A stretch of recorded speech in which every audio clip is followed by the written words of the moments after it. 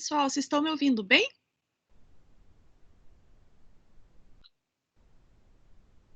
Sim, professor. Obrigada, Ju.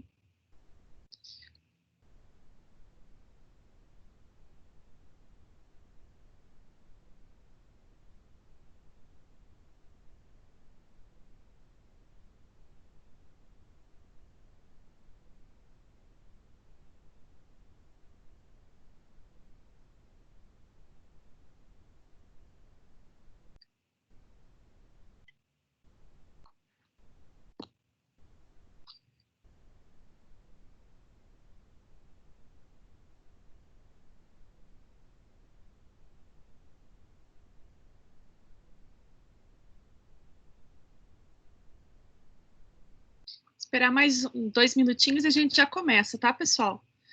E aí, se alguém puder me avisar se a apresentação está aparecendo para vocês? Tá, professor, tá aparecendo. Tá bom, valeu, obrigada.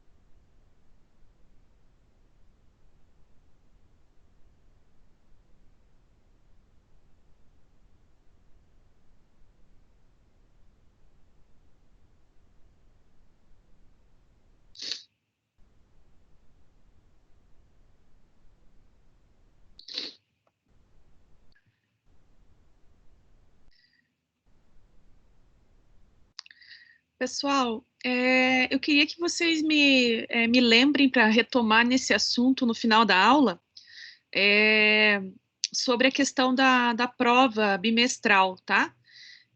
A gente recebeu orientações que realmente, pelo menos parte da disciplina tem que ser avaliada via AVA, tá? E aí, como que eu vou organizar o nosso finalzinho de semestre? Vocês que fizeram o COVID, têm os 500 pontos, até 500 pontos para somar agora na prova. 1.000 pontos vai ser a atividade do AVA, né, a prova do AVA que vocês vão fazer.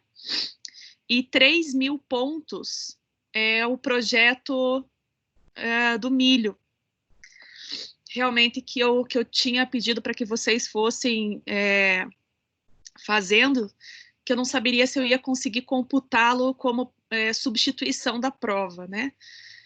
Então, como substituição eu não posso, mas eu tenho como fazer as duas coisas paralelas, né?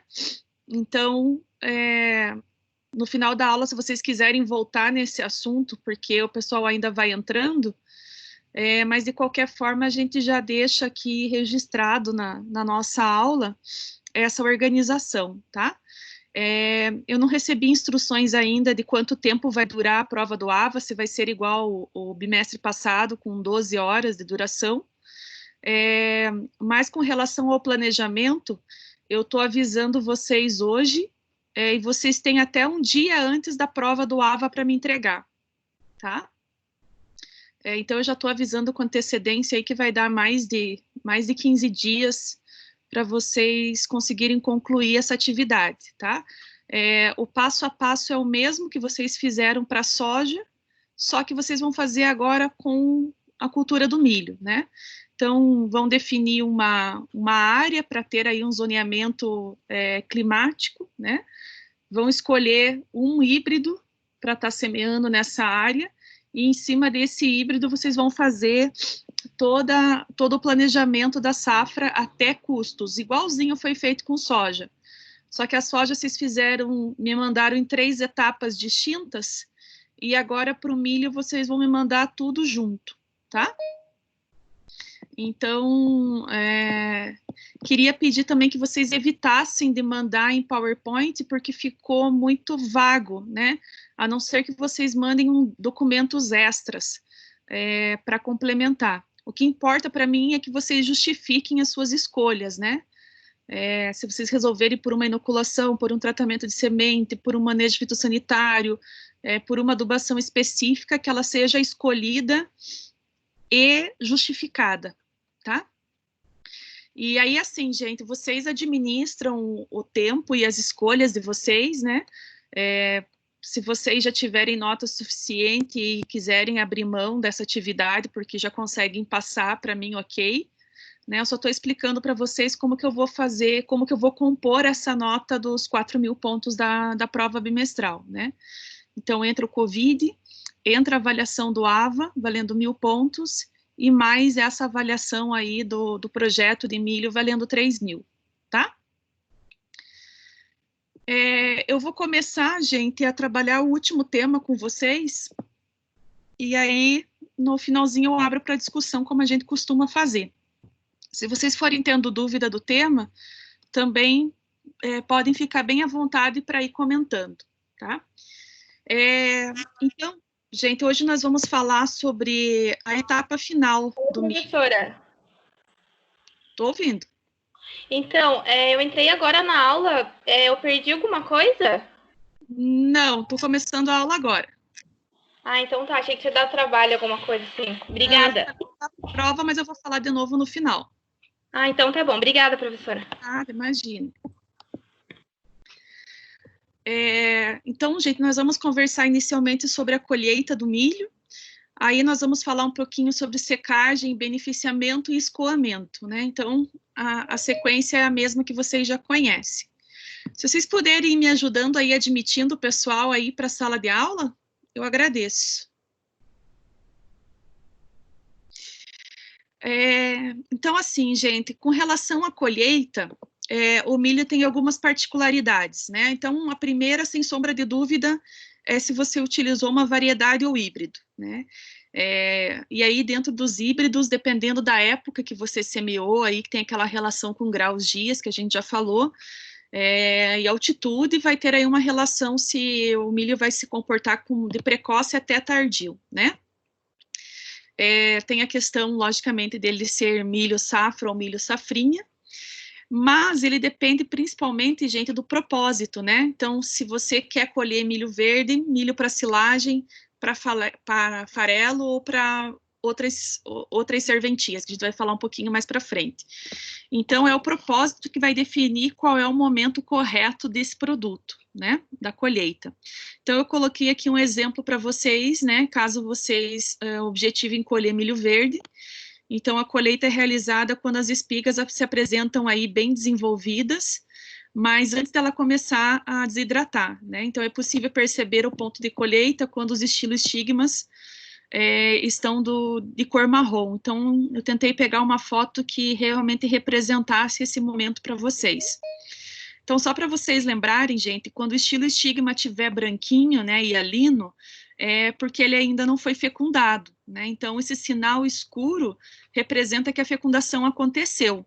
Lembrando que cada estiloestigma vai encher 1 grão nessa espiga, né? Então, se você tiver uma coloração não total ainda marrom, como vocês estão vendo na foto, é porque ele ainda está em processo de polinização, né? Então, esse aqui seria o ponto para milho verde. Com relação ao estágio, seria o que a gente conhece por grão leitoso, né? E se você mensurar a umidade desse grão, ele vai estar entre 70% e 80%, né? A mensuração desse grão a gente tem como fazer, gente, com um equipamento manual, inclusive a gente tem lá na faculdade, ou se não, existe um medidor universal, que aí normalmente são só os laboratórios de sementes que tem, né, porque precisa ser acoplado na bancada e ele é mais complicadinho, assim, de manuseio, tá? No caso de vocês definirem por milho comum, porque vai virar, sei lá, fubá, amido, qualquer coisa desse gênero, né, você já vai ter que colher ele mais seco, né, então, o aspecto dele tem que estar com a planta seca, né, então veja aqui no exemplo anterior, o estilo estigma, ele tá marrom, mas a planta toda tá verde, né, inclusive a palha da espiga.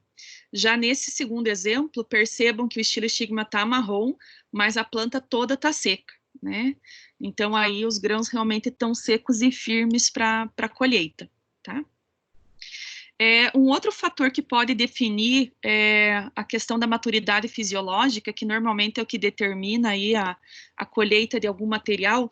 No caso do milho, a gente já falou que ele tem essa relação desse ponto negro, né? Que é quando a semente fica independente da translocação via sabugo, né? Então, teoricamente, ele já está apto a criar um novo indivíduo, né? Então, essa mancha preta, que aqui vocês veem uma evolução, né? Então, aqui branquinho, começa a escurecer, e aí veja que aqui realmente ele já está com esse ponto preto bem evidente, né? E aqui uma foto de um outro ângulo para vocês conseguirem verificar, tá?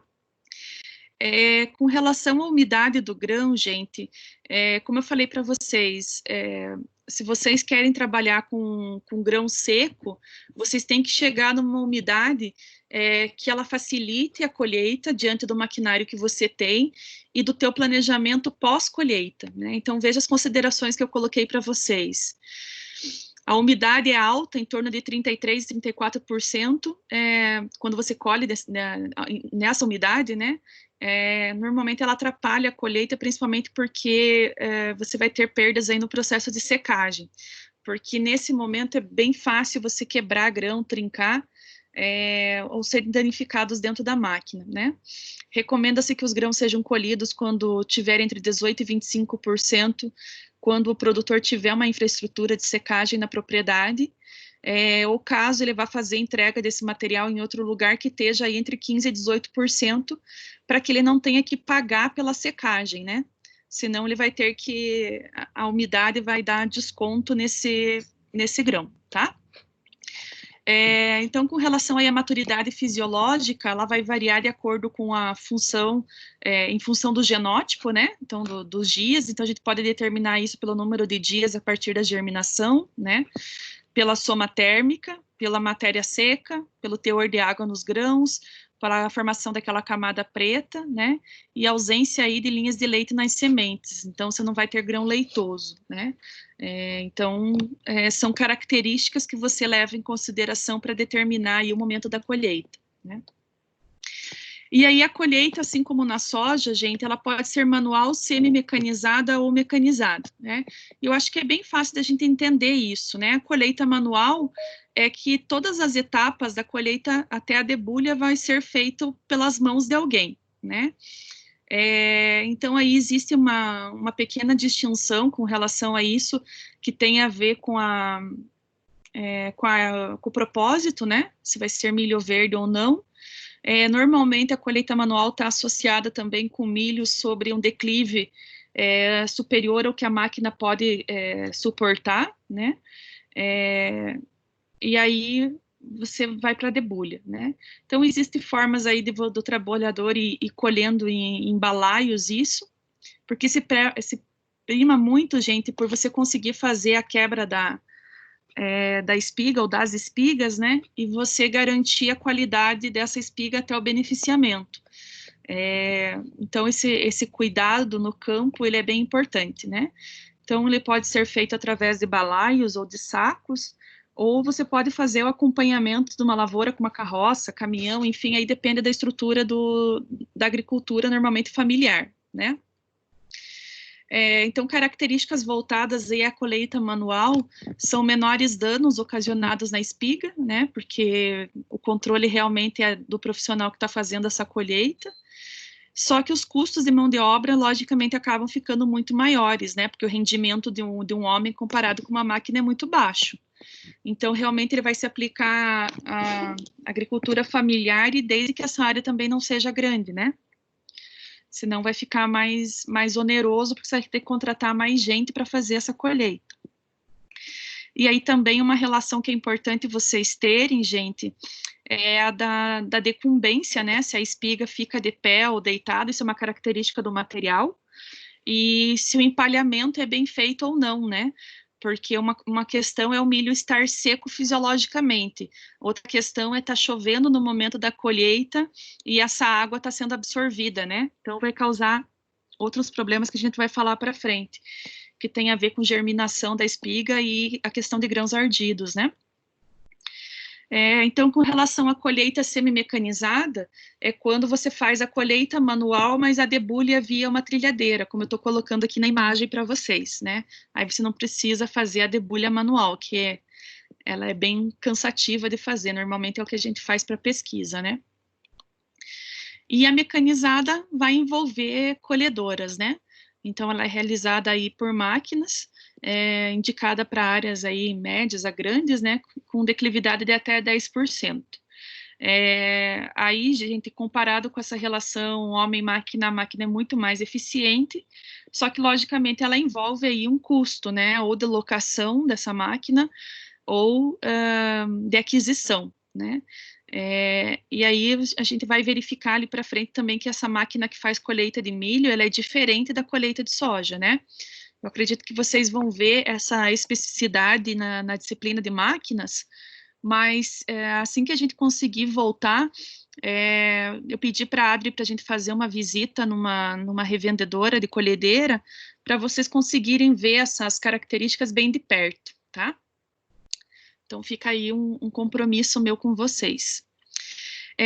Aí, gente, a literatura vai abordar algumas fórmulas para você conseguir calcular ou ter uma noção do quanto que você vai colher por hectare, né? Então, normalmente você faz essa estimativa e aí depois você faz uma comparação, né? Então, ela trabalha em cima de dados voltados aí associando a questão de máquina e o potencial produtivo, né?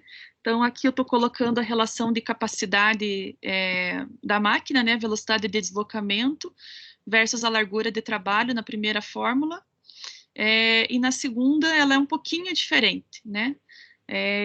Ela vai envolver aí a velocidade de deslocamento da máquina pela largura dividido pelo fator campo, tá?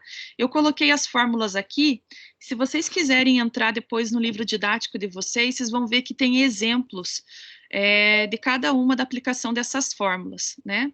Então, aqui você tem uma noção de quantos hectares você consegue colher por hora, então, se você estiver fazendo aí uma locação de um equipamento, é bem importante que você tenha essa noção, né? E aí a importância de alguns fatores, né, gente? Por exemplo, a presença de plantas daninhas nessa hora pode provocar um embuchamento da máquina. Aí você vai ter que parar para fazer a limpeza dela, né? Então, é lógico que pode existir um fator erro, mas é um cálculo que você pode fazer, né? Uma estimativa, né? Eu coloquei essa foto, gente, para que vocês percebam, né, a colhedeira da soja, ela vai envolvendo a planta, né, ela realmente tem essa parte da frente aqui, bem diferente, a plataforma. Já nessa de milho, perceba que o milho entra, né, então isso aqui, ele é regulado aí para o espaçamento que a gente determinou, e aí dentro da máquina ele vai fazer essa sucção e a debulha do grão, e vai lançar fora a palha, né? Então, aí você faz uma regulagem do côncavo em função aí do diâmetro médio das espigas e leva em consideração aí o espaçamento, tá? quinta palha eu já falei para vocês. Aí, gente, existem cálculos também para você prever as perdas, né? Porque quando você trabalha numa situação de maturidade fisiológica, você trabalha com um pouco mais de segurança para não colher material de níveis diferentes, né? Então, a umidade está muito próxima dessa área, porque tudo que você fez, todo o manejo, toda a semeadura foi ao mesmo tempo, né? Então, assim, a gente tem alguns cuidados que a gente pode tomar. Então, como eu falei para vocês, quando o milho já atinge maturidade fisiológica e ele permanece na lavoura, porque por algum motivo você está esperando para colher, ou porque você não tem onde entregar, ou pela tua organização aí do processo de secagem ou de beneficiamento, né? Ou a espera de uma transportadora vir buscar os teus grãos para você conseguir encaminhar direto para o Porto de Paranaguá, por exemplo. Então, são fatores que também vão influenciar aí no momento que você determina a colheita do material. Então, que cuidados que vocês têm que ter nesse momento, né? Entender da qualidade do colmo desse milho, para não correr o risco que ele possa ter alguma podridão ainda em lavoura e que, somado a condições de vento, por exemplo, ele acame, né? Então, é a primeira imagem que eu estou colocando aqui para vocês evidenciarem aí plantas acamadas. E a segunda questão está voltada aí, como eu falava para vocês, à qualidade de empalhamento e das características mesmo de ambiente, principalmente chuva, nesse momento. Então, ela pode ocasionar, gente, tanto o problema da germinação na espiga, como eu estou mostrando na primeira imagem para vocês, quanto a questão voltada aí à contaminação por patógenos, né, que vai gerar o que a gente chama de grãos ardidos, né. Então, aqui com relação à planta daninha, eu já falei para vocês, eu acho que essa foto aqui ela é bem representativa, né. Então, aí, imaginando os problemas que vocês podem ter se a planta daninha estiver ainda presente na área nesse momento da colheita, tá? Eu coloquei aqui também para vocês um esquema, gente, da plataforma, né, para você conseguir fazer a mensuração aí dos cálculos para evidenciar a perda.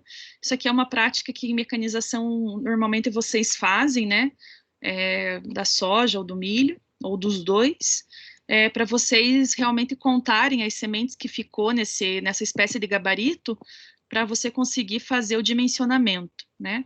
Então, se vocês lembrarem, quando a gente falou a respeito dessa etapa para a soja, eu apresentei para vocês um copo medidor, né? E vocês até assistiram um vídeo com relação a isso.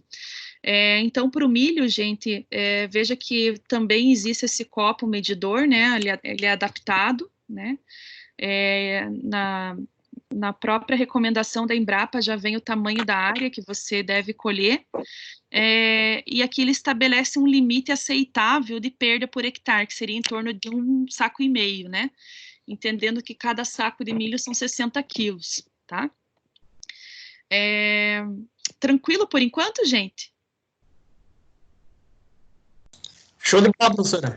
Então tá bom. Se eu falar muito rápido, me avise, tá? Pode deixar. Tá. Gente, só para lembrar vocês, eu encaminhei há pouquinho uma revista, se eu não me engano é Visão Agrícola o nome dela. Ela fala tudo de A a Z com relação a milho. Se eu não me engano, ela é de 2016, mas ela é tão completa e boa que eu resolvi encaminhar ela inteira para vocês, tá? Se vocês tiverem tempo depois, eu aconselho vocês a folhear e ler o material, se milho for do interesse de vocês, tá? Inclusive, os temas de hoje estão presentes na revista, tá? Bem, gente, então, assim, a gente vai entrando agora no contexto aí do pós-colheita, armazenamento e beneficiamento, tá? Então, assim, é possível a gente fazer uma previsão dos rendimentos da lavoura, gente? Existe, né? Como eu estava falando com vocês ali anteriormente. Então, uma relação que você tem que fazer é do que você prevê colher. E aí você tem que trabalhar com as informações que eu já passei ali para vocês da questão das perdas, né? Então, você vai cruzar essas informações para ter uma noção aí do que realmente você tem potencial para estar colhendo. O livro didático de vocês, ele apresenta 3 metodologias para você fazer a mensuração, né? Então, é o método simples, o Corn Yield Calculator e o método criado pela Emater, tá? E divulgado aí no ano 2000. Então, eu coloquei os 3 aqui para vocês, né? Então, o primeiro, ele se baseia aí na população de plantas no local, né? Deve-se proceder, então, à coleta de algumas espigas e, em seguida, calcular o peso médio dos grãos de cada uma, né? Então, para finalizar, você multiplica o peso médio dos grãos pelo número total de plantas no local da amostragem. E aí você determina aí se é 1 metro, 2 metros quadrados, enfim, quanto que é o tamanho da área que você está fazendo. Então, isso aqui, normalmente, a gente também estima pelos componentes de produção, né? Também é possível da gente fazer. O que eu coloquei asterisco aqui para vocês é a relação, gente, de erro, né?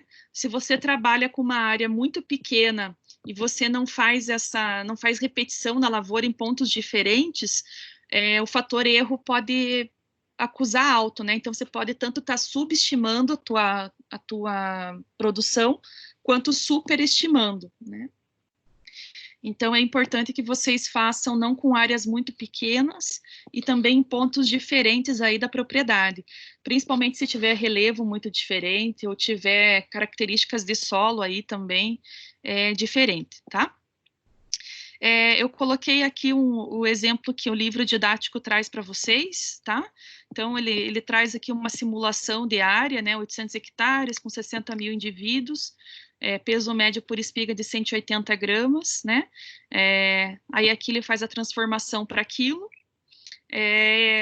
então aí ele transforma, né, esse 0,18 vezes 60 mil plantas, dá 10.800 quilos por hectare, né?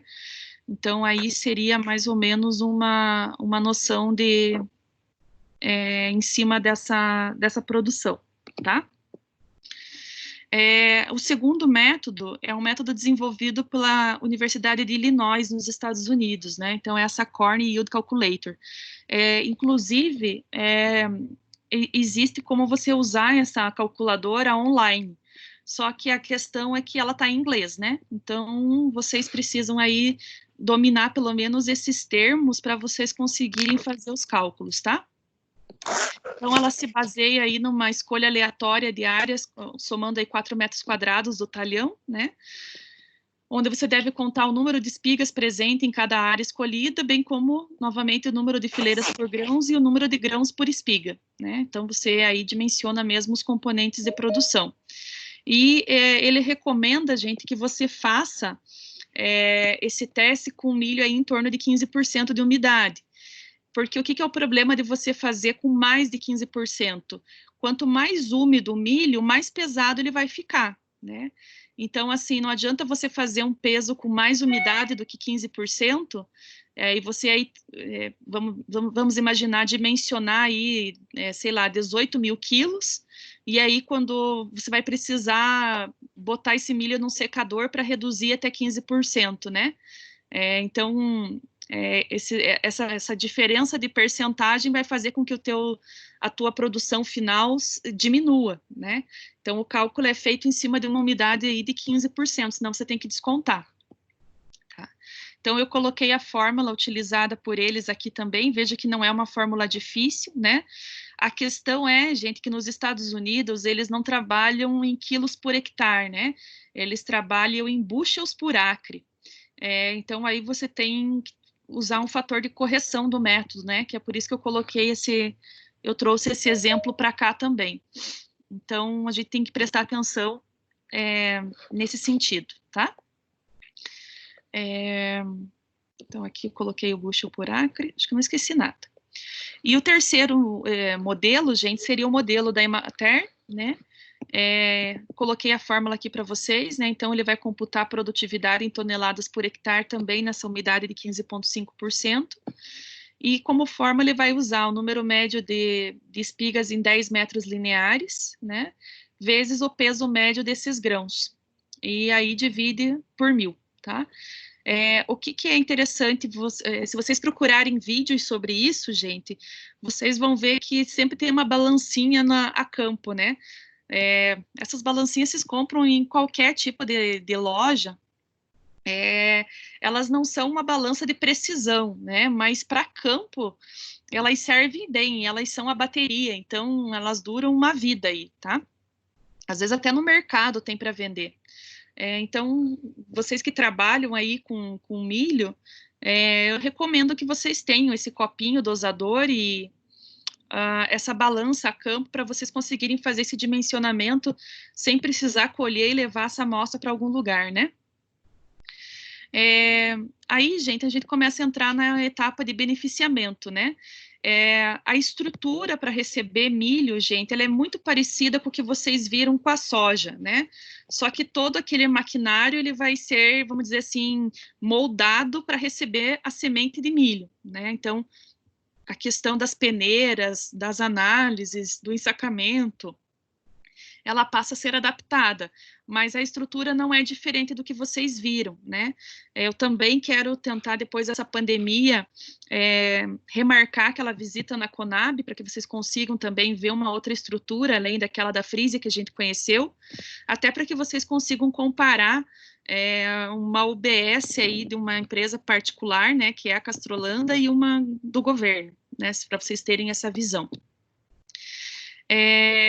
Então, o beneficiamento aí acaba sendo uma das últimas etapas do processo de produção do milho, né? E a partir daí você vai determinar qualidades físicas, fisiológicas e sanitárias desse material. E aí também tem uma característica diferente, né, gente, se essa colheita é sobre grãos de milho ou sobre sementes de milho, né? Então, aí também existe um tratamento diferente, né? Então, sobre os padrões comerciais, falando de grãos, né, são adquiridos após a trilhagem, com a retirada dos contaminantes, como sementes ou grãos defeituosos, sementes de plantas daninhas, elementos estáticos, né, voltado aí à palha, terra, pedaço de planta, espiga defeituosa, entre outros, né. Então, eu coloquei aqui algumas imagens para tentar tornar isso mais representativo para vocês, né. Então, aqui, gente, essa figura toda, ela demonstra aí características que são indicadores de qualidade do milho, né? Então, com relação à impureza, o que a gente vê se existe uma outra parte do próprio milho presente nessa amostra, né? Então, por exemplo, sabugo, palha, películas, ou questões externas, como terra, outros cereais colhidos juntos, semente de planta daninha, insetos, né? Ele entra como impureza. Com relação a grão ardido, quando eles perderam a coloração, a característica por ação aí do calor e da umidade, né? E aí eles vão estar, muito provavelmente, envolvidos com alguns patógenos voltados aí à semente. Aí tem a questão de granulometria, né, que quantos milímetros esse grão assume, e a gente tem que entender que normalmente na espiga, eu vou ter grãos de pelo menos 3 tamanhos, né, que é o da base, o do meio e o da ponta, né, normalmente os da ponta são bem menores que do restante da espiga, né. Eu posso também, gente, computar grãos quebrados, né, que eles são sadios, mas eles foram partidos, aí pode ser uma situação de milho muito seco, né, e aí ele, nessa trilhagem interna do maquinário ali, ele pode quebrar, tá? E a questão de umidade, como a gente já falou, né, aí vai existir aí dentro das cooperativas ou dos secadores uma tabela de desconto com relação à umidade que você está entregando, tá? Aqui eu coloquei dentro desse mesmo trabalho uma ficha de especificação técnica aí do milho com relação à capacidade aí, ou um limite de recebimento, né? Então, existe uma categoria diferente de milho úmido, milho seco para processo, eu já vou falar disso com vocês. Então, dependendo de para onde que vai esse milho, existe um limite de umidade, né? Então, veja que para milho úmido ela pode ir até 25%, para milho seco o máximo é 14%. Então, se for para milho seco e teu milho tiver com mais de 14%, eles não vão aceitar.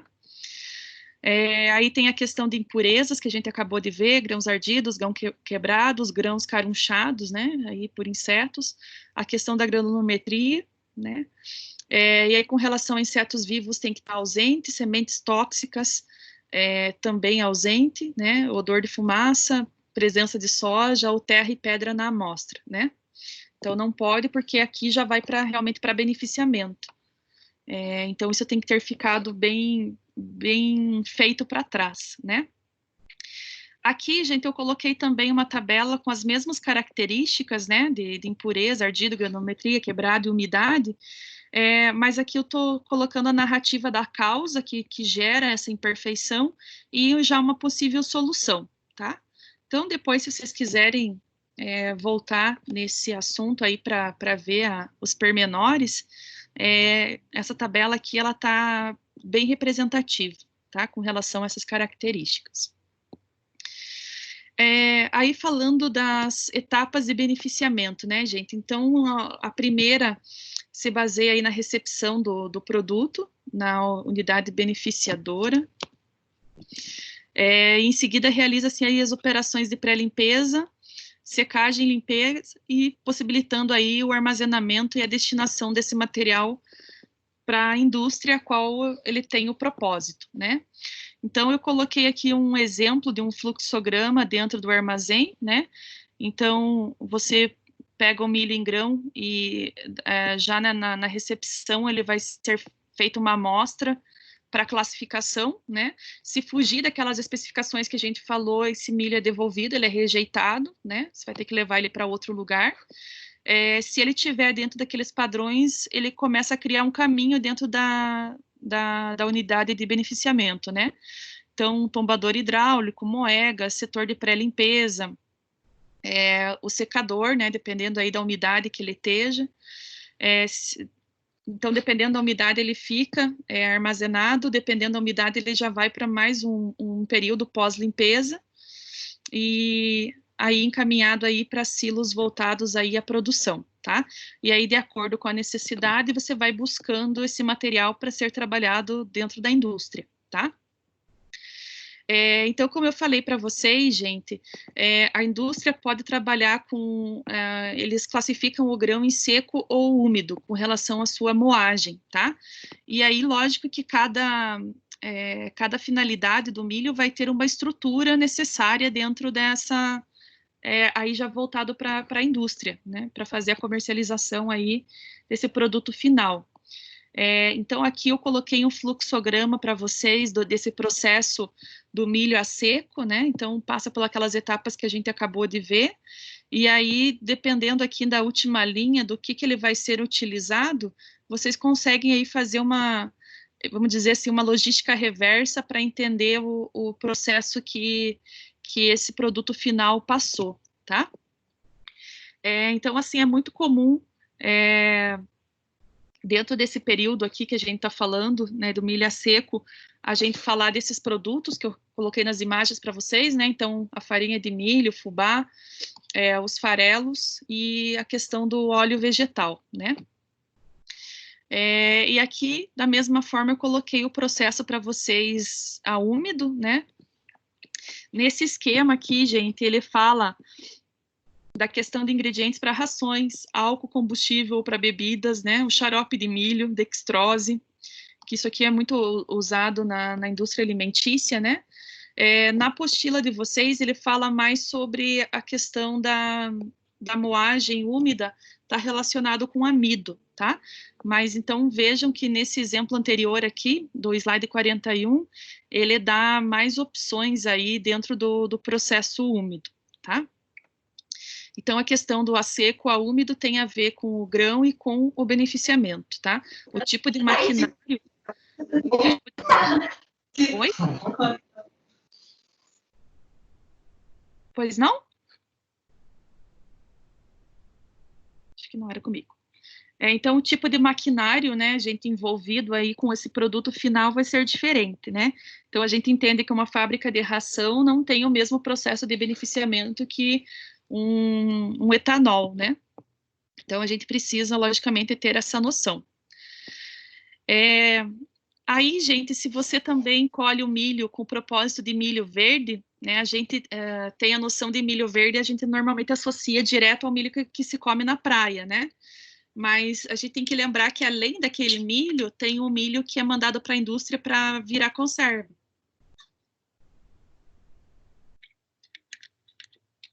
e também alguns são vendidos a granel ou a bandeja, né?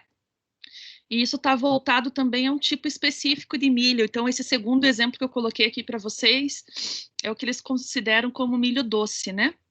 Então, milho verde e milho doce. Tentei colocar os dois exemplos aqui para vocês. Isso tem muito a ver, gente, com a região, né? Pela demanda. Vai existir a produção, assim como o feijão, né? De várias cores. Tem a ver com a demanda do local.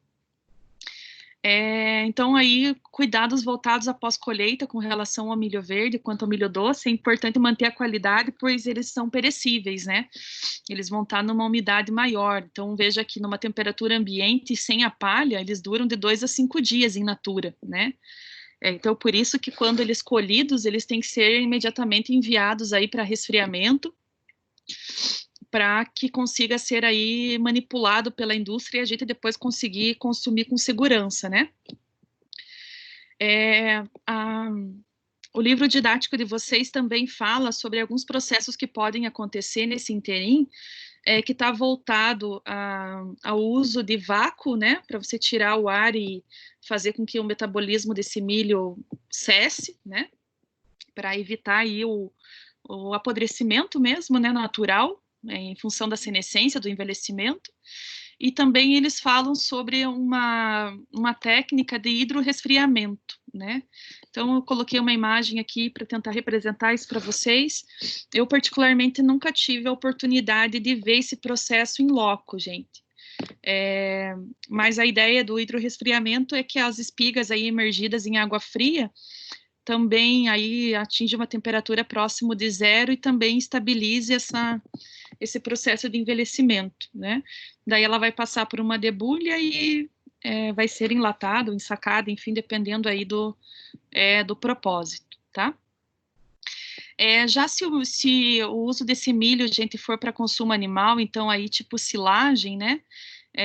A gente tem que pensar que os processos de silagem são diversos, né? Ele não é um processo só, ele tem o tempo associado aonde que você vai fazer esse composto, enfim, não é tão simples quanto a gente imagina, né?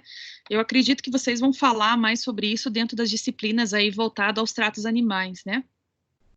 Então, dependendo do animal, ele vai comer a partir da silagem, ou está envolvido aí com uma ração voltado aí aos farelos mesmo, né, ou a misturas aí proteicas e que tem a ver aí com o quanto que você quer que esse animal engorde, em quanto tempo, né, aí você vai determinar se vai fazer uso de soja ou milho, ou as duas, ou até outras coisas misturadas aí nesse concentrado da ração, tá?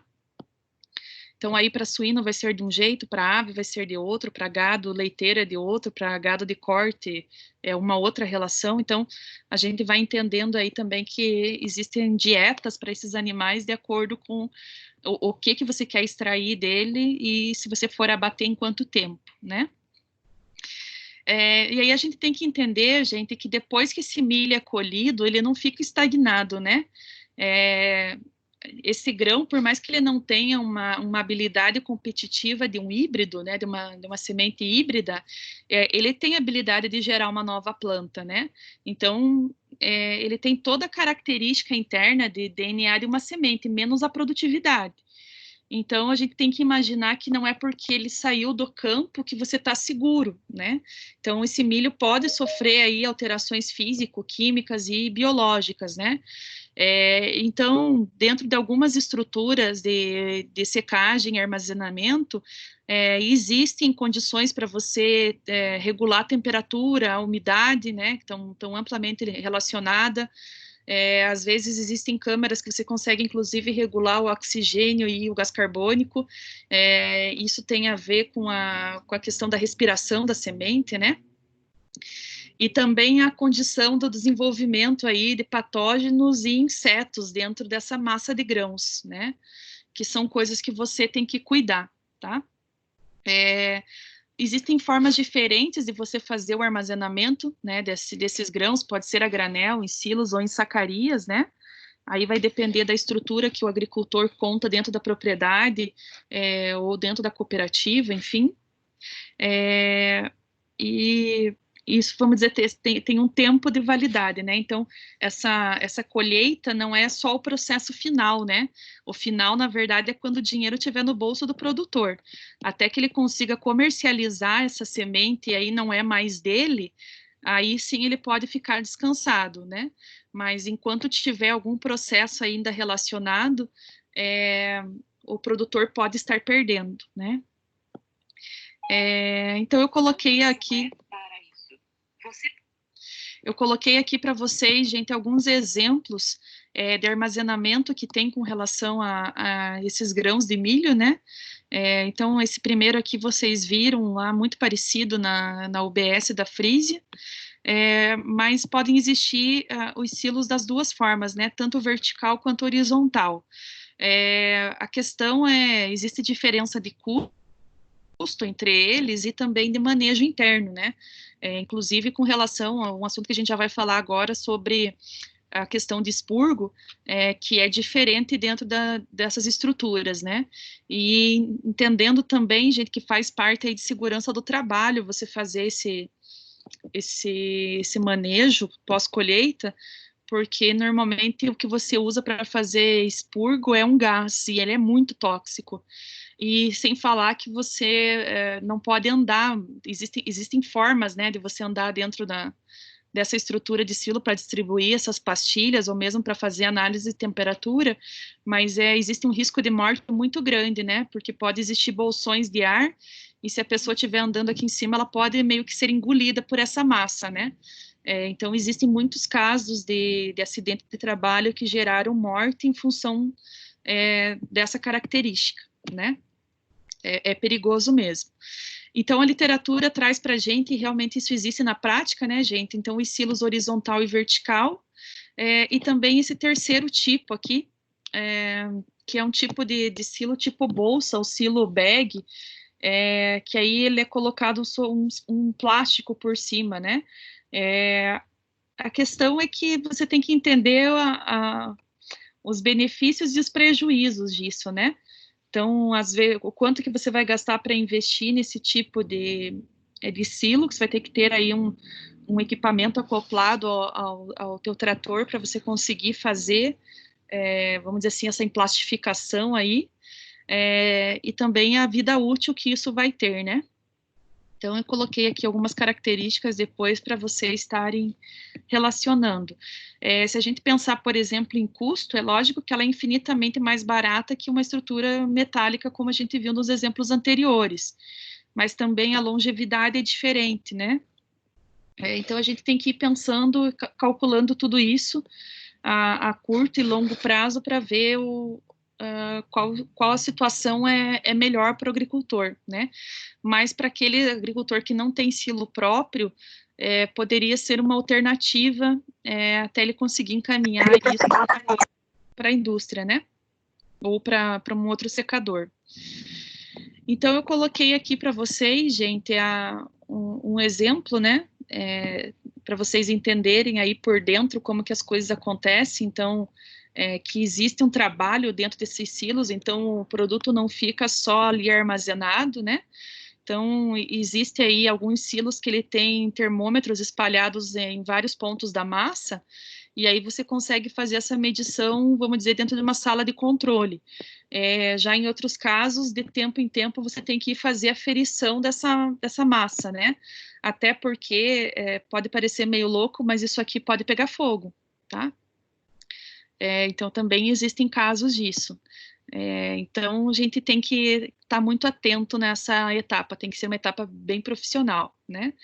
E ela envolve aí, gente, se tiver insetos aí que possam carunchar esse milho, você tem que estar fazendo aí esse uso do expurgo periódico, né? Então, aqui eu coloquei um exemplo para vocês dessa prática. Então, ela é usada, gente, tanto nessa condição que eu estou mostrando para vocês aí dentro do silo, quanto ela pode existir lá no Porto de Paranaguá, na entrada final. Então, você normalmente não faz um expurgo só no milho, né? Depende do tempo que ele ficou armazenado aí e das condições de transporte até que você consiga dar um destino final, tá? Então, isso está muito relacionado aí com a questão da umidade, né? E só lembrando que o expurgo tem a ver com pragas, não com doença, né? Então, a doença passa a ser um problema bem grave porque ela vai se propagando na massa daí, tendo condição de umidade e temperatura, a gente já conhece o ciclo aí de um patógeno, né? Então, aí, dando condição, ele vai evoluindo, né? E daí, gente, para a gente trabalhar aí um assunto final, seria a gente pensar na logística desse material, né? Então, como é que ele vai sair da propriedade e ser transportado? Então, a gente sabe que na nossa região, a gente está aí dentro de um tronco rodoferroviário muito forte, né? Então, para nós aí é muito lógico essa questão, principalmente do transporte via caminhões, né? Então, aí estou mostrando uma imagem para vocês do caminhão sendo descarregado aí dentro de uma plataforma de recebimento. Mas a gente vai entender, pessoal, que essa parte da logística é muito parecida com a da soja, né? Porque o grão precisa ser transportado da mesma forma e para lugares muito parecidos, né? Se não iguais. Então, a logística é a mesma que a gente já conheceu no passado, tá? Então, só coloquei aqui algumas imagens para vocês só retomarem esse assunto, né? Então, lembrando que aí os caminhões fazem grande parte do transporte no Brasil, e a gente entende aí que as distâncias são bem longínquas, né? Tem a questão muito forte também voltado ao uso de trens, né, de carga, e a gente tem que pensar que tem locais no Brasil que o transporte pluvial também ele é muito forte, né? E aí a questão voltada aos navios está voltado mesmo ao milho que vai ser exportado, né? E aí é lógico que os volumes são outros. Então, isso aqui é normalmente o milho que vai ser entregue lá no Porto de Paranaguá, tá? Também queria marcar uma visita lá com vocês. Daí, assim, gente, para fazer tipo um fechamento com relação aí ao deslocamento desse milho, né? Essa logística, a gente tem que levar em questões coisas que a gente sempre discute, né? Então, a questão da vedação do transporte, seja ele a carreta de um caminhão ou mesmo a estrutura ali de um container nos trens, enfim, ele tem que ter uma vedação bem feita, porque senão durante o trânsito esse milho vai caindo pelo caminho, né? A gente já falou sobre essa questão voltada à soja, do quanto que se perde, né, nas estradas. Então, o milho ele é uma semente um pouco maior que a da soja normalmente, mas a logística é a mesma, né? Então, a gente tem que se preocupar com a vedação, tem que se preocupar se a carga foi bem coberta, né? Então, ali fala, por exemplo, sobre a qualificação do motorista, no sentido dele ser caprichoso, porque ele pode pegar esse grão na tua propriedade, enquanto ele está levando isso para o Porto de Paranaguá, chove, né? Como é que fica essa carga dentro desse caminhão? Ela foi bem protegida, a lona foi bem colocada, né? Então, também ela não é um detalhe, ela é uma característica importante de ser verificada e dimensionada. Então, são situações, gente, que o milho já saiu da propriedade e que você pode pôr muito a perder, né? Porque pensa o desconto que vai chegar esse milho se ele chegar todo molhado lá no porto, né? A gente sabe também da relação das qualidades de vias, né? Então, um dos pontos que as indústrias aí do pedágio defendem é a qualidade das rodovias, querendo dizer que o Estado não tem como por si só manter a qualidade das estradas, e a gente sabe que infelizmente isso é uma verdade, não que isso justifique o valor que a gente paga de pedágio, né, mas o serviço em si, só que também não é uma realidade do Brasil ter rodovias pedagiadas, né, gente? Então, assim, para nós, eu acho que a gente está, nesse sentido, numa zona de conforto bem grande, comparado com outros estados brasileiros. E aí também a gente tem que ter uma relação do deslocamento da propriedade até o asfalto, digamos assim, né? Porque tem algumas propriedades que também, por exemplo, se teve uma chuva grande, o caminhão pode atolar, enfim, a gente pode ter diversos tipos de problemas aí associados à qualidade de via. Um outro fator importante que eu coloquei ali para vocês é a questão da balança, né? ter certeza que ela está fazendo uma mensuração bem feita, porque os erros no momento da pesagem vão garantir desconto, né? Então, assim, você está tendo o mesmo gasto com combustível, com frete, mas o que você vai lucrar com isso vai ser diferente no final, né? Então, é bem importante esse acompanhamento. E coloquei como último tópico ali para vocês que, infelizmente, existe a questão aí associada a roubo de mercadoria, né? Dentro desses transportes, de diferentes formas. A gente vê pouco falar disso, mas não é um ponto que a gente pode esquecer, né? Então, com esse slide, gente, eu fecho esse conteúdo com vocês, tá? Queria ver com vocês se ficou claro, se vocês têm alguma dúvida, se deu para entender aí a diferença da colheita entre o milho e a soja, o que eles têm de igual, o que eles têm de diferente.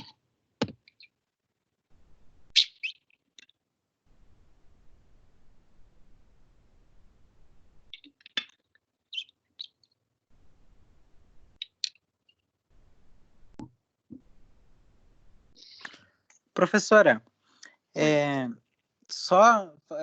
queria fazer um comentário que a gente não é muito comum ver, né, que nem ali no Porto de Paranaguá, que geralmente a gente, para nossa região aqui é o que mais recebe soja e milho, né? Geralmente a gente vê mais se falar em navio chinês ou navio estrangeiro recebendo soja. Esses navios, será que levam soja? Eles levam somente a soja ou levam parte da carga de milho também? Na verdade, depende do cliente, Lauro. A gente tem navios do Brasil inteiro, do mundo inteiro, né? Tem gregos, tem italianos. O Porto de Paranaguá tem uma rotação de navios gigantesca. Não só de Paranaguá, né? O de Santos também. Acho que o Brasil tem aí uns 3 portos bem importantes com relação ao transporte desse tipo de produto, né? Mas existe diferença, como vocês viram ali naquela imagem que eu mostrei do navio, o navio, quando ele carrega, ele é feito para carregar grãos, ele tem algumas divisões, né? Então, você pode levar dentro do mesmo navio grãos diferentes, ou a carga é toda igual, depende de quem comprou, né? Então, se é um navio da Ásia, da Grécia, da China, o que eles estão comprando do Brasil é o que o navio vai levar, né? Ele é um tipo de transporte, literalmente.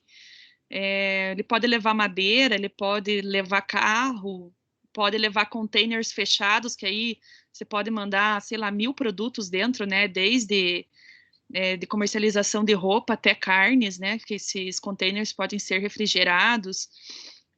Realmente depende do cliente. O Porto de Paranaguá tem condição para ambos, né? Para soja, para milho, açúcar também é bem forte. A madeira é o mais forte que tem, né? A gente não tem noção, mas madeira é muito mais comercializada pelo Porto de Paranaguá do que grãos. Quando a gente vai lá visitar, eu tive um choque com relação a isso, né? Eu não imaginava. Eu achava que era a soja que movimentava o porto, né? Mas não é. Não é só a soja. A demanda é tão grande ali, tem poucos berços para receber esses navios, né? Existe fila de espera, muitas vezes. Então, existem aí, às vezes, tramitando na justiça, o aumento de berços para receber mais navios, mas aí teria que ampliar o porto para um outro lado, e aí entra dentro desse conflito ambiental, né? Porque tem que ter uma profundidade específica para que o milho consiga transitar ali, né? E aí a gente entende que quando ele vem vazio, que o normal é ele trazer alguma coisa, descarregar e levar outra, né? Mas se ele chega vazio aqui no Porto de Paranaguá, ele vai chegar mais leve. À medida que você vai enchendo ele vai afundando, né? Até um limite. Então, nesse afundar, ele tem um limite que ele tem que conseguir fazer a manobra. Então, esse navio não pode encalhar no porto, então tem que existir uma profundidade ali associada ao berço, né? E às vezes essa profundidade tem que ser confeccionada, né? Você vai ter que tirar a areia do fundo. E isso causa um impacto ambiental, né? Então, existe aí uma discussão com relação a essa ampliação, já há muitos anos. E eu, sinceramente, não sei que rumo tomou, eu não ouvi mais falar nisso. Inclusive, quem estava pleiteando esse aumento de berços na época era o Eike Batista, né? Era um dos sócios que estava querendo fazer essa ampliação do porto de forma particular. O Porto de Paranaguá tem essa característica, né? Ele tem uma parte ali que ele é do governo e tem uma ponta que ele é de uma outra empresa, não me lembro o nome agora, se é ICP, alguma coisa assim, que ela é particular, né? Então a logística é particular. E eles queriam também explorar a questão do navios de passageiros, né? Para poder parar transatlânticos ali, enfim, esses navios que a gente faz pacote aí para conhecer tanto a orla brasileira quanto de outros locais, né? A gente existe parada, por exemplo, para descer em Camboriú e não existe parada nenhuma para o Paraná. Então, também era uma questão que eles queriam associar aí com esses navios de cruzeiro. Então, é lógico que comercialmente para o Paraná seria bem atrativo, porque existe demanda, mas realmente essa questão do impacto ambiental ela é bem grave, né? Mas assim, resumindo, depende da demanda, né? Depende de quem está comprando.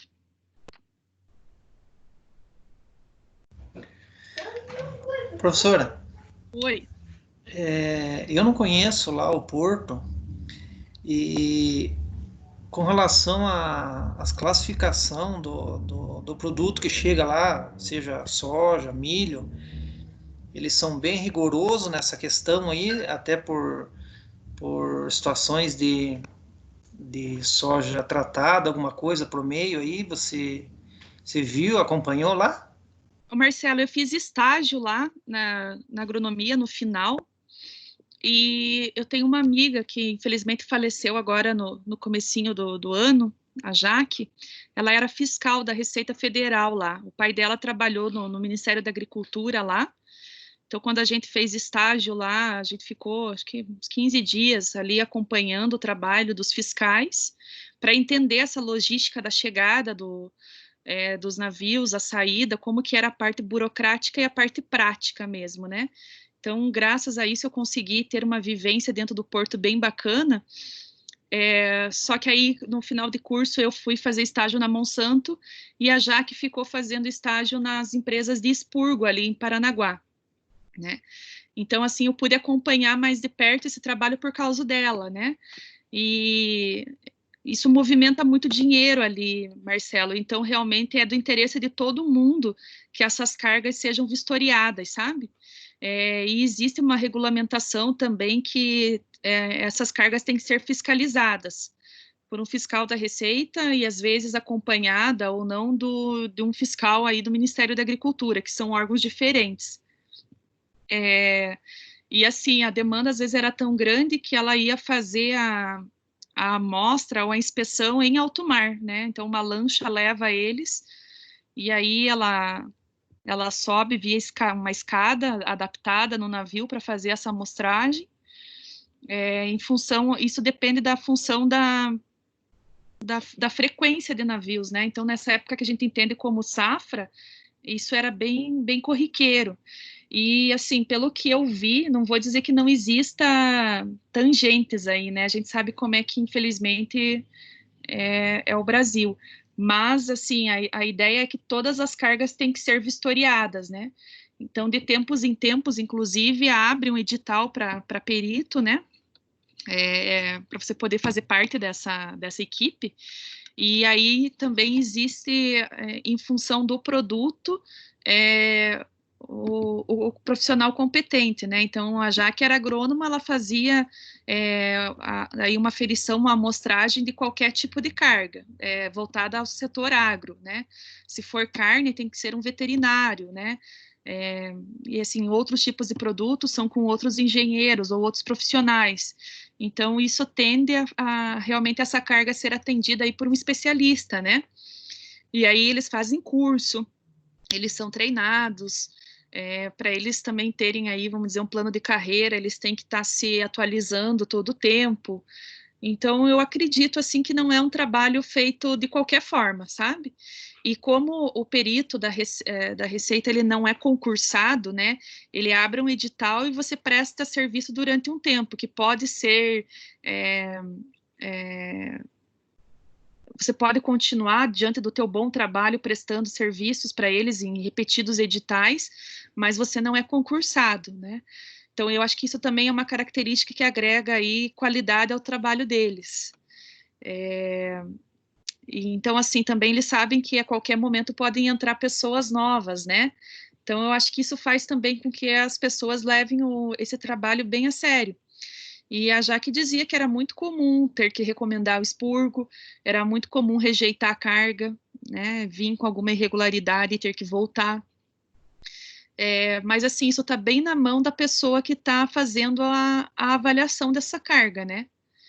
Então, se for algum profissional, por exemplo, que seja, sei lá, não sei se a palavra certa é essa, né, mas mau caráter, que aceita algum tipo de propina, enfim, até que alguém descubra, o processo acontece, né? Então, existe aí uma teia de verificações, mas ainda são seres humanos, então a gente tem que contar com a boa índole deles, né?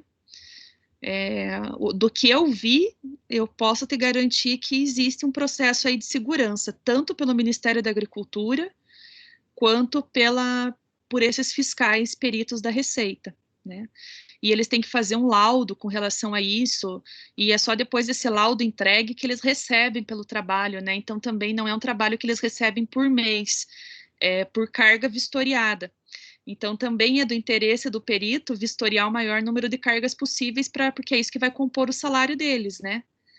Então, eu acho que são alguns fatores que me levam a ainda acreditar que esse processo é bem feito, sabe? Mas assim, pode falar. Porque tem assim, né, professor? Você imagina a responsabilidade dessa função que você vai liberar um navio para outro país e, né, se não for um trabalho bem feito e der um BO lá, é muito dinheiro envolvido, né? Ah, sim, é uma questão governamental, né? Porque daí está saindo de um porto que não é particular. Então, é uma questão acho que envolve até a questão de diplomacia, de contratos internacionais, é bem grave, né? E a gente tem que entender assim, né, Marcelo, que eu tenho bem claro para mim que aqui no Brasil é feito alguns testes para liberar esse produto para viajar, mas que chegando lá, outras análises são necessárias, né? Eu não entendo, assim, profundamente dessa área de contratos internacionais, para entender aí como que esses pagamentos são feitos. Eu sei que o valor, assim, é estratosférico, sabe?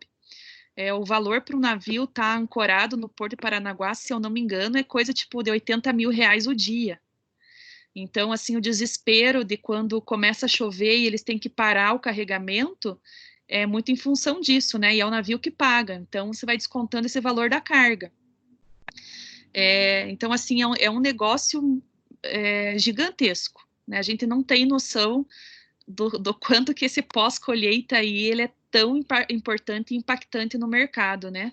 A gente, às vezes, se prende muito à questão da volatilidade do valor da saca, mas a gente não dimensiona isso como um negócio com a cadeia realmente fechada, né? Que é você entregando o produto lá para o teu consumidor, no caso da exportação. É maravilhoso. A Adriane já fez, numa semana de agronomia, uma saída para Paranaguá. Não sei se alguém de vocês teve oportunidade de ir, mas Eu fui. É legal, né? Muito legal. Mas, assim, eu já falei para ela que eu acho que está na hora da gente fazer de novo, né? Para que quem não foi tenha a oportunidade de ir, porque como negócio, assim, é fantástico de você conhecer. Eu fui algumas vezes em função dessa amizade, e também eu acompanhei, acho que uns 2 grupos de alunos já até lá. Teve uma ocasião que a gente teve uma pessoa que era que realmente lidava com esses contratos internacionais aqui. Ele era um professor da mesma faculdade que a gente atuava, só que ele era professor da administração, né? E aí ele conseguiu montar um roteiro em que a gente passava por uma unidade de classificação de semente, então você conseguia ver ali o passo a passo dessa questão dos grãos que a gente falou ali para vocês. e também pela questão da indústria da madeira, né? Então, os barracões que acomodam aí as madeiras, e a gente nem tem noção do que sai do Brasil, a qualidade do material. Então, ali também que me despertou para isso, porque eu não tinha essa noção que a madeira era tão forte, nem no Brasil, nem no Porto, né? E a gente tem que pensar, assim, que a soja, ela tem safra, né? Então, de um tempo até um tempo, o Porto vai trabalhar em função dela, praticamente. Mas depois o tráfego ali continua, né? Não necessariamente com a mesma intensidade, mas nunca com folga. E aí quer dizer que você comercializa outras coisas, né? Então, assim, essa visita, ela abre muito a visão da gente, sabe? Você tem uma noção do todo, de se colocar na figura do caminhoneiro, da fila da espera, de como que você vai fazer essa entrega, dessas análises. É muito bacana, eu recomendo vocês, assim que houver essa nova oportunidade, que vocês se candidatem aí. É bem importante.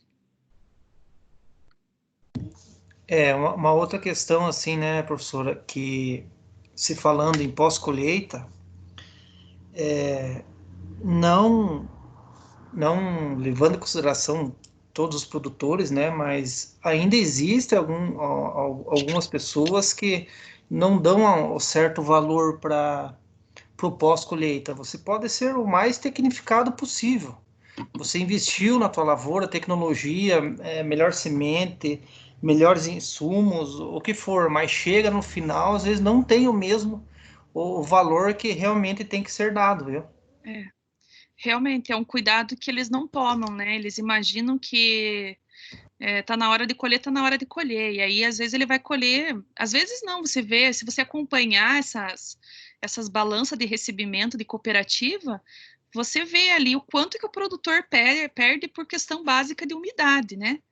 E a gente nem falou numa questão ali, gente, eu acho que eu escrevi num slide, mas acabei não lendo para vocês, que é a questão de micotoxinas, né, presentes nas sementes, que é um fator que pode levar aí um animal à morte, né?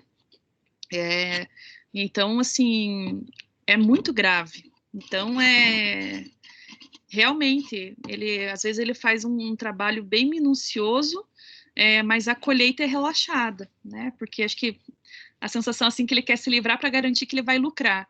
E ele não tem noção do quanto que ele perde nesse momento, né? Que é da porteira dele até a entrega, seja numa cooperativa, seja num silo, seja na Conab, seja no Porto de Paranaguá, né? E assim, gente, se vocês pensarem com relação à soja, maturidade fisiológica é maturidade fisiológica, pronto, acabou. Se ela pode ter uma oscilação de umidade, mas ela é muito menor, né?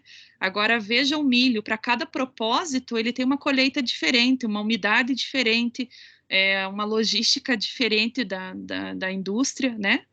E aí, ali, veja as opções que a gente tem a partir do milho, como é muito mais amplo do que a soja, né? A gente nem tem noção, às vezes, aonde que o milho está entrando em composição de produto, até em borracha tem milho, né? Em pneu. Então, assim, é bem grandiosa essa cultura, né? A gente não tem noção do todo. E após colheita, ele pode botar tudo a perder. Essa questão de expurgo, ela é muito comum, ela normalmente é feita e periodicamente, porque as pragas realmente podem comer solto ali dentro, e a questão de grão ardido também perde-se muito nas lavouras por causa disso. Não devia se relaxar nessa reta final, né? É a reta da entrega, é o dinheiro mesmo. Então, realmente eu concordo com você, infelizmente isso ainda é uma verdade, né? Mas talvez seja porque também tem poucos profissionais se dedicando a isso, né, Marcelo, na propriedade. Normalmente os profissionais que entendem da pós-colheita, eles estão nessa estrutura de recebimento, né? E aí eles vão olhar essa carga pelo outro lado da moeda, quem está comprando, né? Então, quem está comprando quer comprar pelo menor preço possível. Então, assim, realmente o produtor tinha que ter um olhar diferente sobre esse momento para ele garantir a lucratividade, né, da atividade. É bem verdade.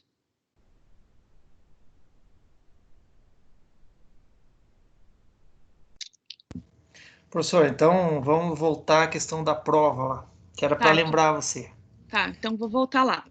Então, assim, gente, o que vai compor a nota da prova? Quem participou do COVID, tanto como ouvinte quanto escreveu lá o resumo, pode chegar em até 500 pontos de nota, tá? Então, essa nota entra agora na prova, tá? A gente tem que fazer uma parte dessa prova via AVA, tá?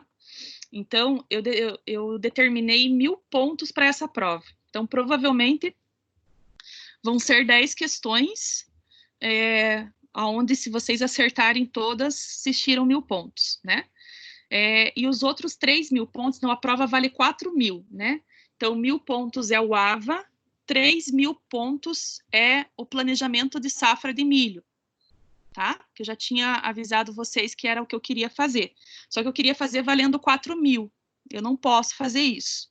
Então, eu vou fazer valendo 3.000, né? Aquelas mesmas 3 etapas que vocês fizeram para soja, só que vocês vão fazer para milho e me mandar de uma vez só, não partilhado. Então, eu vou avaliar todo o planejamento de safra de vocês valendo 3.000 pontos.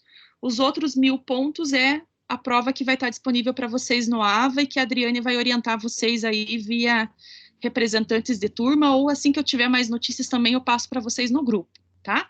E ainda quem participou do Covida tem os 500 pontos para somar nessa nota, tá?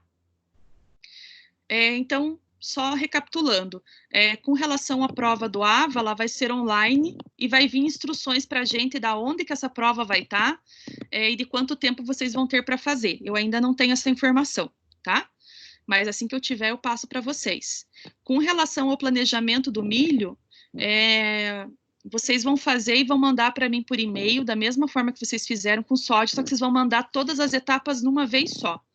E o prazo está contando a partir de hoje até um dia antes da nossa prova do AVA, né? Então, como a nossa aula é numa terça-feira, a prova do AVA de vocês também vai ser na terça. Então, vocês têm de hoje até a segunda-feira antes da prova, isso vai dar, acho que uns 15 dias ou mais, para vocês fazerem para mim, ou concluírem para aqueles que já estão fazendo, que tem alguns que já estão conversando comigo sobre isso, vocês têm aí, então, esse prazo para concluir esse projeto e encaminhar para mim por e-mail, tá? Daí, assim, gente, o que vai ser a média de vocês, né? Eu vou computar essas 3 notas, AVA, COVID e o projeto. Se vocês quiserem fazer o projeto e não fazer o AVA, ok. Se vocês querem fazer o AVA e não fazer o projeto porque vocês têm nota para passar, ok, tá? Então, assim, chegou na segunda-feira, eu vou baixar tudo para corrigir, tá? Então, enquanto eu estiver corrigindo as atividades de vocês, no dia seguinte vocês vão estar fazendo a prova do AVA, tá? Assim que fechar o prazo para vocês fecharem, que o AVA vai fechar para vocês, eu vou somar as 3 notas e aí eu vou fazer a postagem da nota. Mas vocês administram, gente, diante do interesse de vocês e da nota que vocês precisam para passar, né? Eu só queria deixar bem claro da importância disso, tecnicamente falando, né? Então, volto a dizer, e aí eu dei, acho que um feedback bem pontual para vocês, tanto por e-mail, quanto eu mandei alguns áudios para vocês, assim, quando eu concluí do projeto do planejamento de soja, para vocês entenderem a importância do trabalho e entenderem que o que eu quero com essa avaliação é que vocês tenham um posicionamento, né? Então, que vocês tenham habilidade técnica de posicionar um material, de posicionar uma adubação, um manejo, uma colheita, né? Assim como vocês saibam justificar o porquê que vocês estão fazendo isso, né? Então, por isso que eu sempre peço para que vocês escolham uma área, mesmo que fictícia, mas para que vocês tenham uma noção do zoneamento climático dessa área. Vocês viram que para milho importa a altitude, né? Então, em que local que vocês vão colocar? É Ponta Grossa, é Castro, é Tibagi, é Itaiacoca, é o Socavão, aonde que é, né? Então, vocês têm que conhecer aí a altitude desse local, a pluviosidade, né, desse local. Então, tem informações que vocês podem aproveitar como clima que vocês já fizeram com a soja, né? Aí vocês vão escolher um híbrido. É um híbrido simples, é um híbrido duplo, é um híbrido triplo? Qual que é a justificativa desse material, né? Coloca lá certinho a marca que vocês estão escolhendo. A semente vai ser tratada com o quê? Por quê? Né? Tem histórico na área? Qual que é o manejo de herbicida que vocês vão fazer? Qual que é o manejo manejo integrado aí com relação a pragas e doenças que vocês vão fazer? Se for milho BT, vocês têm que programar a área aí de refúgio, né? Então, aí monta um desenho para mim, um esquema, ou pega um desenho pronto de algum material e traz para simbolizar que você vai fazer daquela forma, né? Então, eu recomendo aí, gente, que em função desses detalhes, vocês façam esse documento no Word, tá? E não no PowerPoint, como alguns de vocês fizeram, porque isso também fez com que vocês colocassem, às vezes, pouca justificativa em função do tamanho do slide, né? Então, eu acho que é melhor vocês fazerem no Word isso. Então, vai fazendo o posicionamento ali, vai justificando as suas escolhas, e a gente fecha isso com aquela tabela de custos, né? Porque eu quero que vocês tenham essa noção do custo de produção de soja versus o custo de produção de milho. E aí, vejam lá o dia que vocês vão estar concluindo esse trabalho, e entrem no site de uma cooperativa que vocês, porventura, estejam prevendo aí a entrega, ou no Porto de Paranaguá, como vocês quiserem, para ver quanto que está valendo a saca naquele dia, né? Então, assim, vocês já têm mais ou menos esse trabalho delineado e corrigido, né? Então, vocês já sabem aonde vocês erraram e aonde vocês acertaram. Então, eu acho que é uma nota que vocês conseguem trabalhar com segurança, desde que vocês se dediquem, né? Professora, então, falando em data, hoje é 26, semana que vem é 2. Provavelmente a prova seria 9 daí? Deixa eu ver se eu estou com o calendário acadêmico aqui. Se não tiver, as avaliações oficiais, gente, das disciplinas AMI e AMP, que é o nosso caso, né, a HMI, é de 15 a 19. Então, a nossa vai ser dia 16 no AVA. Então, vocês têm então até 16. Vocês têm até o dia 15 para me mandar. Vão ser praticamente 3 semanas, né, gente? Não, tá tranquilo, então. Eu pensei em falar com vocês ontem, mas aí eu não queria misturar as turmas, não queria mandar isso no grupo também para não ficar confuso. Então, aqui a gente está bem conversadinho, a aula está gravada, se vocês tiverem dúvida, vocês escutam aí de novo esse finalzinho, para não ter nenhum problema aí de falha de comunicação, né? Professora. Oi. Outra coisa, só me conte uma coisa, que a professora falou que esse trabalho vai valer 3.000 pontos, certo? Certo. Aí a gente vai ter mais 1.000 pontos da prova do AVA, correto? Isso, correto. Que vão dar 4.000 pontos. Isso. Esses 500 pontos que a gente tem do evento do Covid vai entrar na nota da professora? Ele soma, Lauro, ele não substitui. Então, a gente vai ter, no caso, no segundo bimestre, a chance de tirar 4.500 pontos, correto? Não, você tem a chance de tirar 4.000. Só que quem participou do Covid já tem 500. Tá, independente do que vai fazer, se é o trabalho ou se é a prova, já tem 500 já. Isso. Tá. Você tem uma margem, digamos assim, de erro que o Covid pode substituir.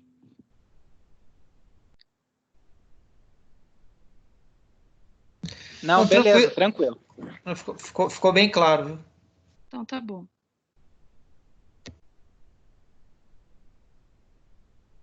Bacana, pessoal? Tranquilo. Então, tá jóia, gente. Então, eu queria agradecer muito esse semestre que a gente teve junto. Vocês são particularmente uma turma que eu gosto muito de trabalhar, né? As 2 turmas que estão aqui na aula. Alguns de vocês, assim, deu para ver um crescimento, apesar do isolamento social muito grande. A gente vê características muito claras profissionais, né, gente? Aqueles que já largaram o boi com a corda, e aqueles que estão chefiando a boiada, né?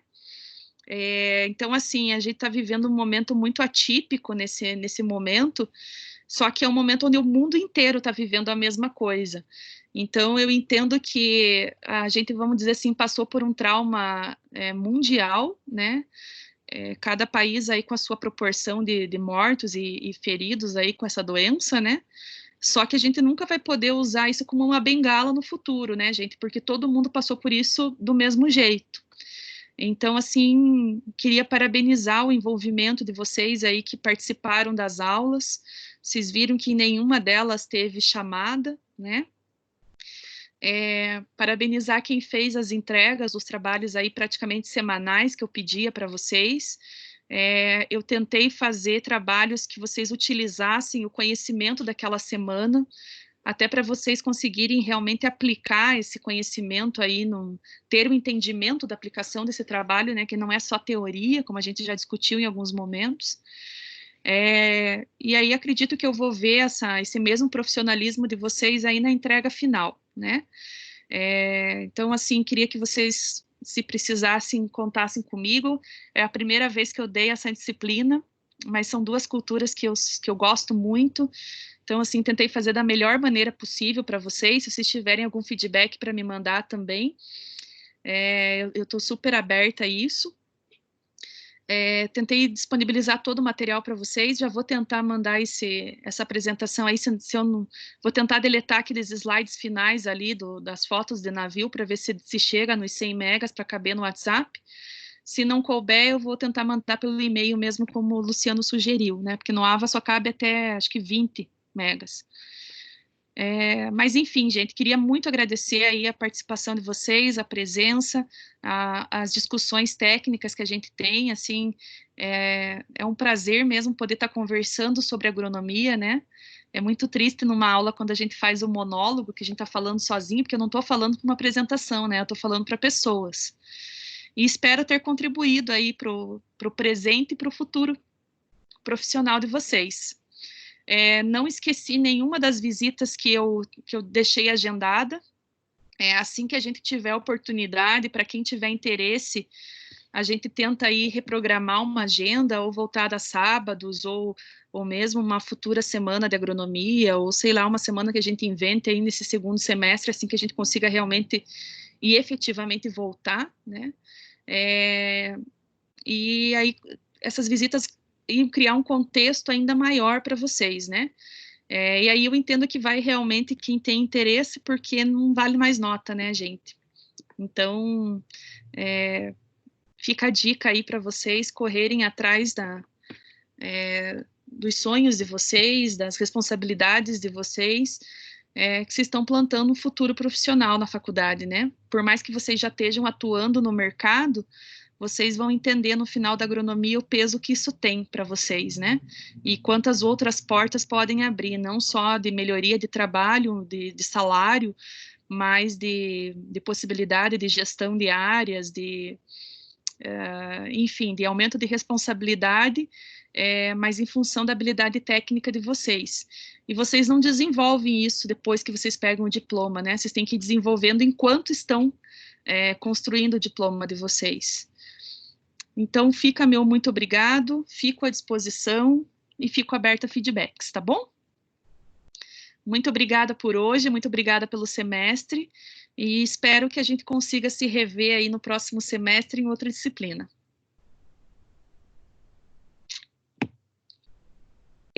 Tchauzinho. Tchau, professor. Obrigado. Valeu, professora. Obrigado. Eu que agradeço. Tamo junto aí, professor. Obrigada, Marcelo.